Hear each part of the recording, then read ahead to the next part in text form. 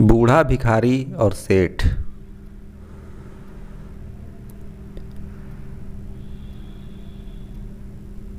एक बूढ़ा भिखारी रोज़ दरवाजे के पास आकर भीख मांगता था और घर का मालिक हमेशा घर के बाहर आते ही उसे देखकर अपनी नज़रें घुमा लेता था।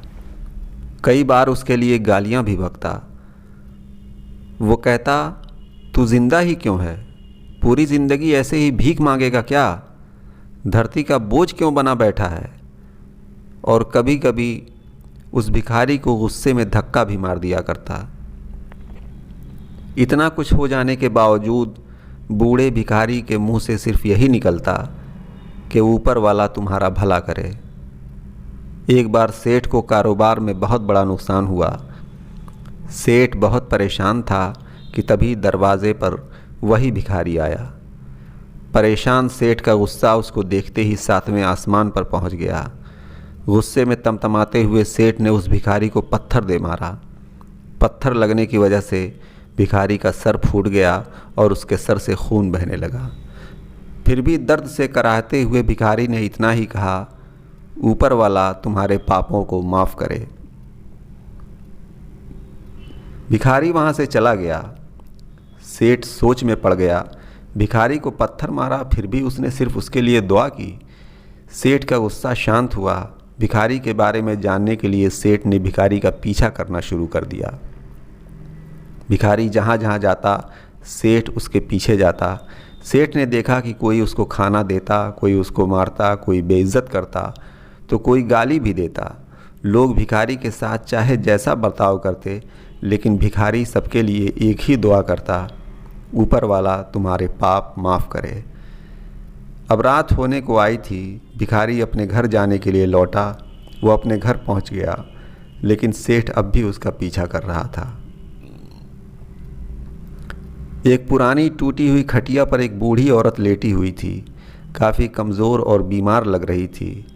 वो भिखारी की पत्नी थी। अपने पति को वापस आता देख वो खाट से उठ खड़ी हुई।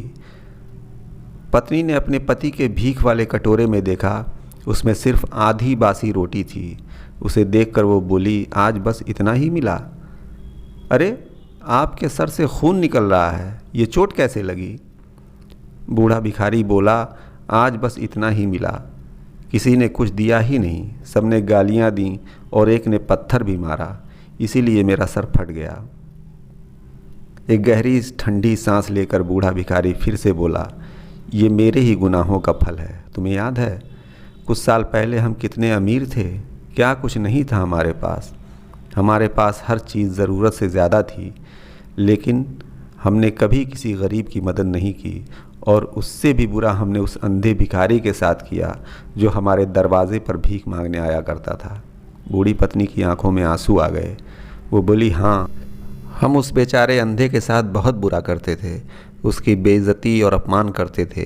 उसे खाने के लिए रोटी की जगह कागज़ दिया करते, उसका मजाक उड़ाया करते और कभी कभी मारा भी करते। मैंने कभी उसको रास्ता नहीं दिखाया। एक बार मैंने उसके मुंह पर मिट्टी भी फेंकी थी और वो हमेशा दुखी होकर यही कहता कि ऊपर वाला तुम्हें तुम्हारे किए की सज़ा देगा। ऊपर वाला तुम्हारे पापों की सज़ा ज़रूर देगा। उसकी बद्दुआ सच हुई और हम बर्बाद हो गए। हमारा सब कुछ तिनके की तरह बिखर गया।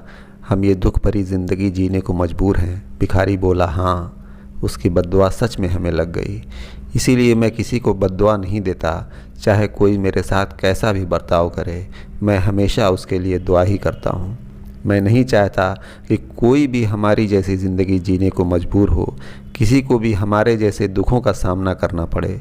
वो नहीं जानते कि वो कितना बड़ा पाप कर रहे हैं। इसलिए अनजाने में हुए पाप की ऐसी सज़ा किसी को भी मिले मैं नहीं चाहता। सेठ वहीं पर छुपकर सारी बातें सुन रहा था। अब उसे सब कुछ समझ में आ गया था। भिखारी और उसकी पत्नी ने वो आधी रोटी मिल बांट कर खाई और ऊपर वाले का शुक्रिया बोलकर सो गए। अगले दिन भिखारी फिर से भीख मांगने गया। वो सेठ के घर के पास पहुंचा। सेठ ने पहले से गर्म रोटियां उसके लिए निकाल कर रखी थीं। रोटियां उसे देते हुए सेठ नर्म लहजे में बोला, माफ़ कर दीजिए बाबा, मुझसे बहुत बड़ी गलती हो गई। बूढ़ा भिखारी बोला, ऊपर वाला तेरा भला करे। इतना कहकर वो आगे निकल गया। सेठ मुस्कुराता हुआ बूढ़े भिखारी को देखता रहा। आज सेठ का दिल बहुत हल्का महसूस हो रहा था। उसको समझ आ गया था कि ज़िंदगी का असल मकसद क्या है। ज़िंदगी गिरने वालों को हाथ बढ़ाकर उठाना और जो लाचार और मजबूर हैं उनकी मदद करने का नाम है। आदमी चाहे किसी के बारे में बुरा करे या भला, लेकिन ऊपर वाला सिर्फ किए गए कामों के हिसाब से उसको फल देता है।